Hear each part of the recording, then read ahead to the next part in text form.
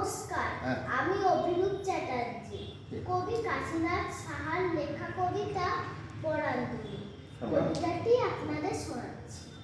কি নাম ছেলে? পরাণদুলে। কোথায় বাড়ি? বেলপাহাড়ি।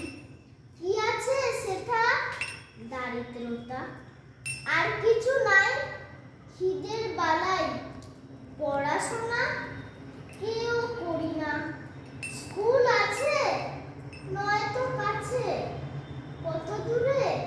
তেপান্তর। মাস্টার কটা? মূর্তি একটা। স্কুল চলে গোলে মালে। বাবা আছেন স্বর্গে গেছেন। মা কোথায়? রোগ সজ্জায়। সংসার চলে ভিক্ষা পেলে। থাকিস কোথায়? গাছের তলায়। ঝড় বাদলে ভিজি জলে। ডাক্তারখানা একটাও না। অসুখ বিসুখ সব ছাড়ফুক। পূজা পার্বণ শুধু শালবন। হিন্দু না বৌদ্ধ? জনযুদ্ধ। কেন বলি? কি করে বলি? পুলিশ আসে মাসে মাসে, এসে কি করে? মারে ধরে, তারপরে জেলেও পুরে।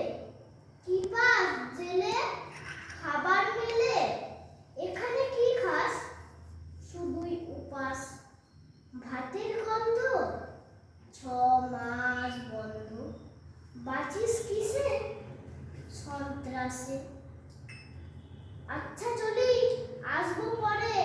এটা বের হবে কাল পেপারে। নমস্কার।